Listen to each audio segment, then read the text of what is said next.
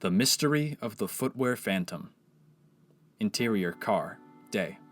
The Whodunit Buds, a gang of mystery solvers, drives into town. Mortimer, the leader, drives steadily. Jamie, the nerd, reads a book about ghosts. Albert, the coward, tries to throw goldfish into the open mouth of Dameltricius, the ghost possessing the gang's friend Greg, unbeknownst to them. Albert, Greg, don't get snacks in between my seats. I just polished the leather last week. Well, golly, Mortimer, I'll do my best. How many times must I tell you? I am not Greg.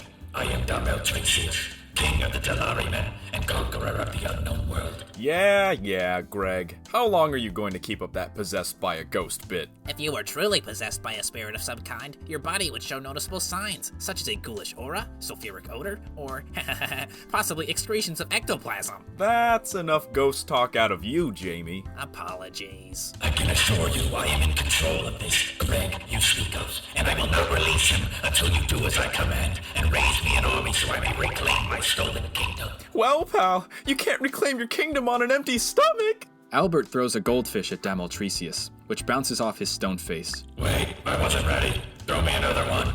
He opens his mouth with great effort. Several flies fly out of it.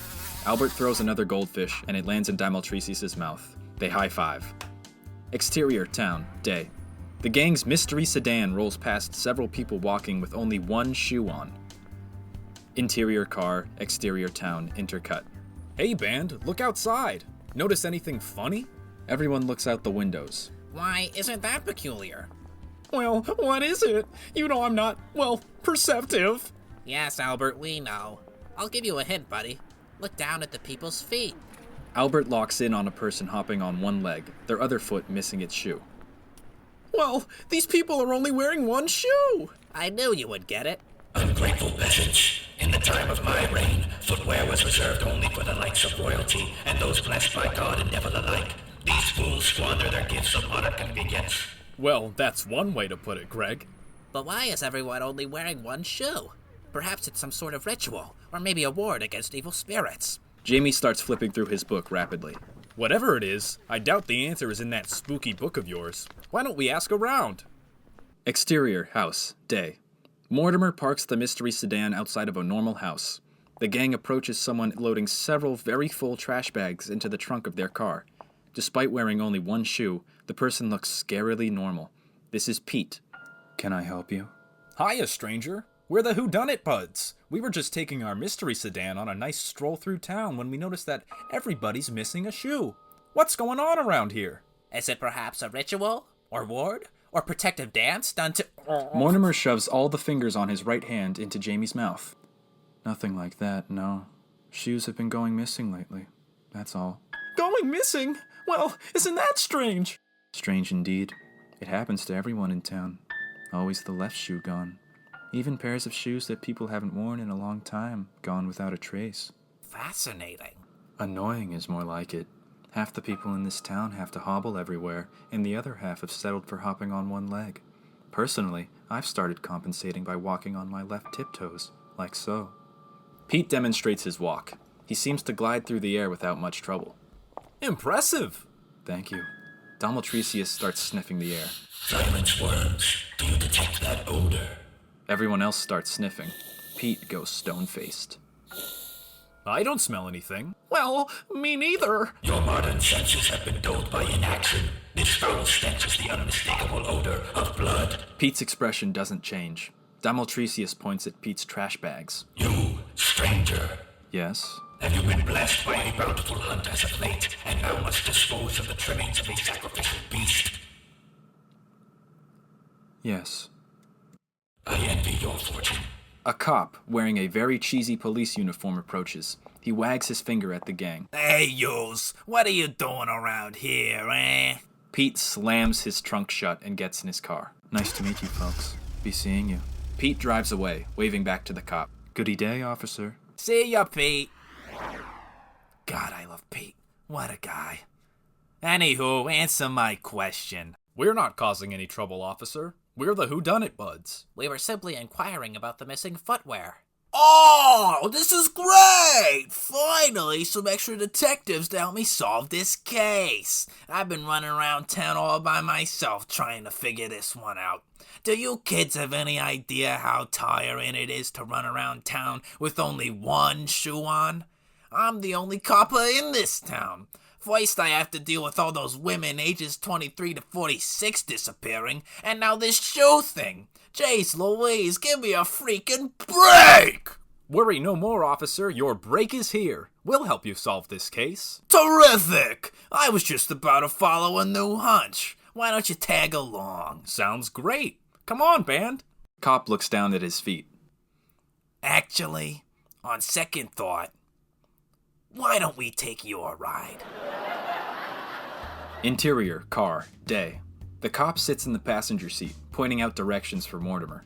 Donald Tresius sits sandwiched between Jamie and Albert. Jamie is engrossed in his ghost book. And this type of poltergeist is famous for stealing articles of clothing. This could be the exact specter responsible for the shoes. Albert covers his ears, his teeth chattering with fear. Well, enough, Jamie. I don't want to hear about any more ghosts. The natural world and spirit world are but two edges of the same sword. Perhaps once you have made peace with that fact, your fear will leave you, Albert. Well, I wouldn't bank on it. I see the heart of a demon within you, Albert. A pure white-hot rage, chained down by shackles of cowardice. Okay, well. Well, what? They sit in silence for 10 painful seconds.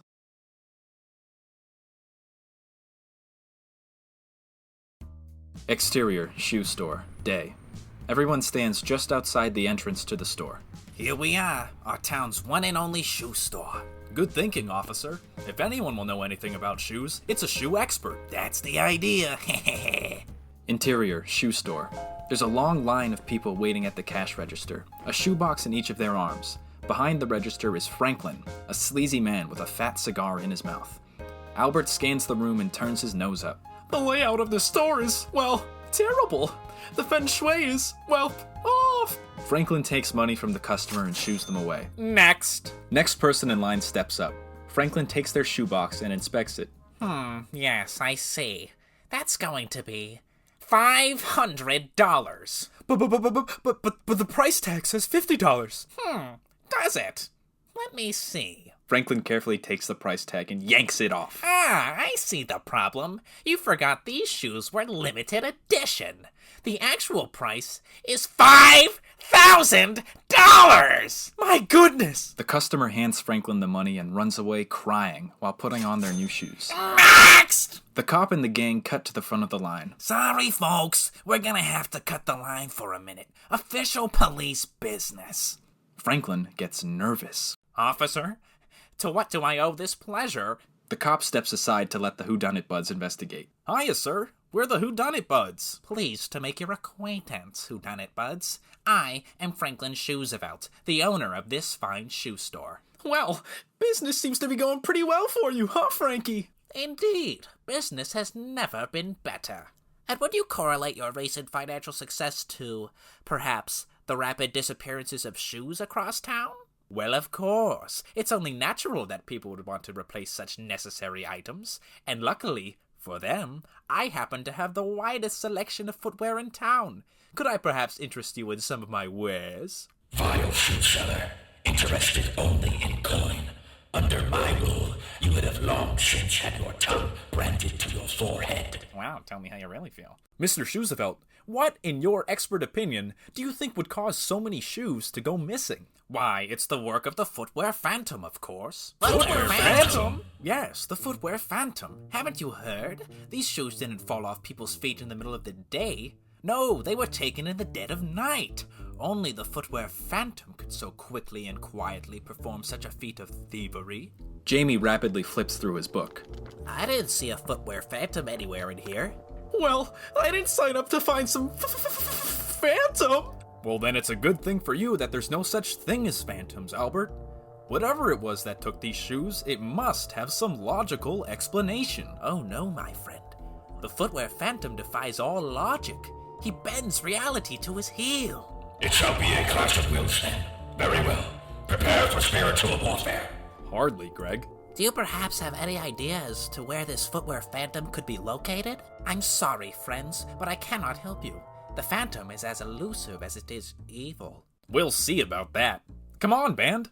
The band exits. Cop waits a moment. Sorry for the trouble, Mr. Shoesevelt. Hope you and your family have a good night. Cop tips his cap and leaves. Franklin watches him go, growing sadder by the second. My family, a good night. If only that were possible. He then goes back to counting his money. He smiles wide, spreading out his thousands of dollars. He drops a $100 bill, which gently falls to the floor in front of both of his shoes. Exterior town, day. So, what are you kids gonna do now? We'll do what we always do. Partition ourselves and look for leads. Well, how'd I know you were gonna say partition ourselves? Because we do it every time. And, well, it never gets any easier. Enough sniveling, Albert. You will join my partition, and together we shall subjugate this footwear phantom. Well, could we get something to eat In first? the name of the Delariman. Dalmetrius grabs Albert by the collar and drags him away. Guess it's the same partitions as always. Hey, if it ain't broke. Unchain the devil within you, Albert. It's only a matter of time. Investigation montage, day. The two partitions look for clues around town. Mortimer turns over a rock and finds nothing. Jamie searches through books in the library, shakes his head in frustration. Albert carefully inspects his Subway sandwich to make sure they didn't skimp out on the banana peppers. Dalmetrius stares up at the setting sun, his eyes rolling back into his head, chanting something the audience can't hear because of the funky investigation music playing. He stops chanting and pouts, kicking a rock. Exterior, night. The band reunites. Any leads? Well, no. We had a dearth of luck as well. Perhaps this footwear phantom truly is a being beyond our limited perception. There's no way, Greg. There has to be some sort of logical explanation.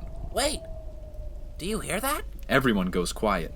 The sound of a crackling fire is faint. Well, yeah. Someone started a fire. Let's check it out. Exterior, fire pit, night. The gang approaches a roaring bonfire, attended only by Pete. Pete methodically rips a pile of clothes into strips and tosses them into the fire. He doesn't stop or slow down when he notices the gang. Well, if it isn't the Whodunit Buds, care to join me? Well, are there marshmallows? I'm afraid I'm all out. Albert pouts. Dalmetrius pats him on the back. What are you doing out here by yourself, Pete? Oh, just getting rid of some old clothes. By burning them? Nobody can have these clothes. Well, not even you? Not even me. Why not? Pete tears what is very clearly a dress with a huge blood stain on it. They don't fit me anymore. He tosses it into the fire. Pete, have you seen anything suspicious today? Perhaps something paranormal in nature? Well, preferably not. Can't say I have friends. Sorry. Well, I guess I did see one thing. A few things, come to think of it. It was a trail of footprints going through the woods. Footprints? That's right. Footprints. And here's something interesting. What? These footprints were wearing both shoes. Both shoes? Oh, golly. It must be the footwear phantom. Who else would have two shoes on? Let's not jump to any conclusions, Jamie. Say, Pete, where did these footprints lead to? Why, they led to the old Beaufort Manor on top of the hill. Pete points to a distant hill. Exterior, Beaufort Manor, long shot. A horrific silhouette of an old spooky house, backlit by a single flash of lightning. A single window faintly lit suddenly goes dark. Well, of course it had to be a place like that. An auspicious shape, to be certain. Come on, band. Let's head over. Mortimer leads the way. Interior, Beaufort Manor, night. The front door creaks open slowly, revealing the Whodunit Buds standing just outside. Well, after you. Now walking around inside, they slowly scan the abandoned rooms. Dust covers everything, including a rusty set of armor leaning against a towering grandfather clock that's embedded into a taxidermied elephant that stands atop the actual Plymouth Rock. My parents had one of these in every room. What do you think, band? Should we partition ourselves and look for leads? Yeah, because, well, that worked out so great for us last time. Perhaps Albert's cowardly instincts are correct. We don't know what form of spiritual territory we're intruding on. Until we know for certain if it's a cursed burial ground or perhaps a rift to the netherworld, we should stay close together. If only it were a rift to the netherworld, I could leave this weak vessel and assume my true spectral form. Enough with the ghost gag, Greg. This is serious. And Albert, stop poking around the furniture. Albert, in a trance, drools over every piece of furniture. Well, I can't help it. The collection here is amazing. Such bold choices of material and, well, mood. Truly a master of interior design laid out this room. Albert literally floats over to a bookcase and gently blows dust off the books. One book very clearly stands out among the others, almost as if the animators didn't feel like drawing the rest of the books and only animated that one, leaving the rest of the bookcase to the background artist. Even the books in this bookcase are, well, carefully ordered by color. See? Albert pulls out the obvious book, triggering a secret door to open, revealing a secret room. Nice work, Albert. Voices beyond matter guide your hand, Albert. This I know. Well, I've really done it now. Mortimer leads the way into the secret room. Interior, secret room. Once everyone's inside, they look down and gasp. Littering the floor are hundreds of left shoes, of all different models and sizes. Look at all these shoes. There's enough shoes here for, well, a whole town. Auspicious indeed. Everyone is so in awe that they don't notice the shadowy figure looming behind them. And exactly as I suspected, they're all left shoes. This must be where the Footwear Phantom stores his stolen shoes. And they'll be staying right there. It's the...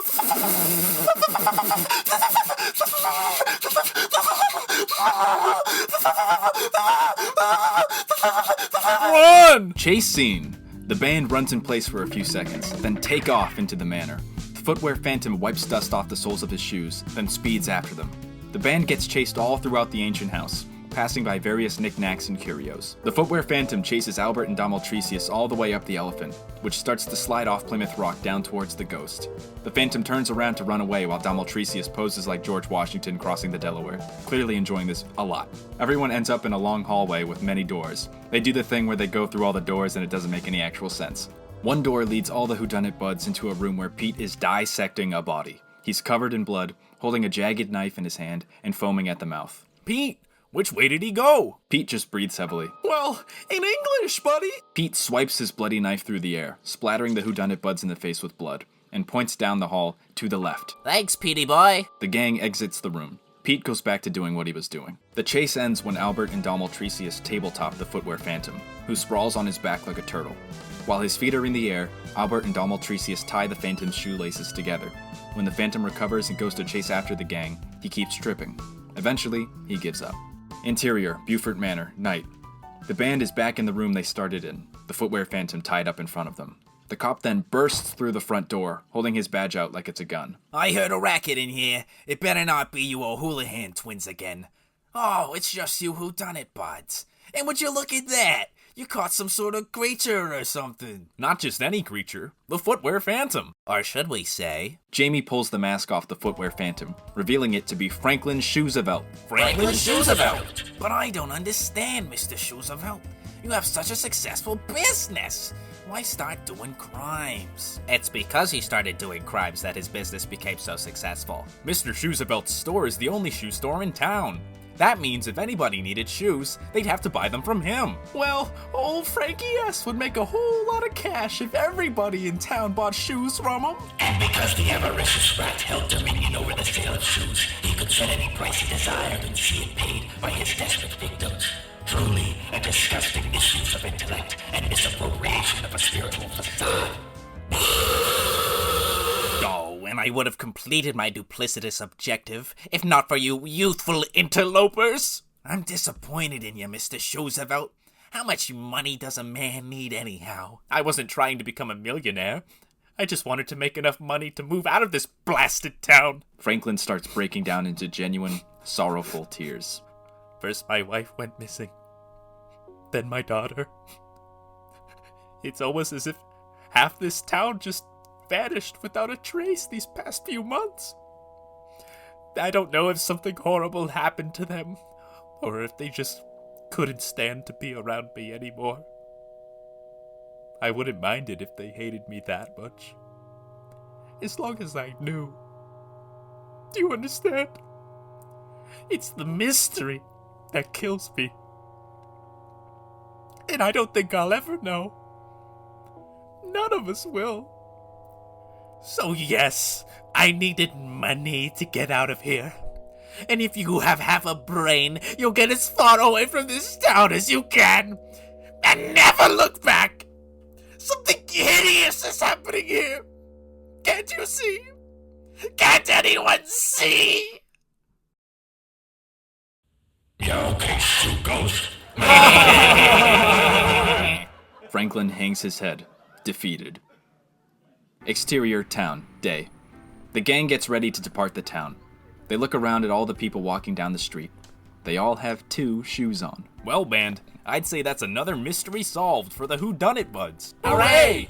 Well, I can't help but feel a little bad for old Mr. Shoesevelt. You need not feign sympathy for the heart of heart, Albert. I know in the core of your being, you despise that man for what he did with those shoes. Well, I certainly don't like the guy, but I also think he really meant those tears. Are any of you concerned at all about what he said about his wife and daughter? And this town as a whole? Not really. Yeah, me neither. It didn't sound very spooky to me. Oh, Jamie, you and your ghouls. Hey man, ghouls are cool. Yes, indeed, Jamie. Ghouls are cool. They get in the car and drive away. On their way out of town, the gang passes Pete. The mystery sedan's windows roll down and everyone waves to him. Bye, Pete. Pete waves back, a thin smile on his face. Bye-bye. The mystery sedan shrinks into the distance. Camera lingers on Pete as he stops waving. A young woman passes Pete on the street. She smiles politely and waves to him. He does the same back. Pete lets her pass, keeping his eyes fixed on her as she walks away. She gets 20 feet or so down the road before Pete starts to follow her. He pulls a knife out of his back pocket. The end.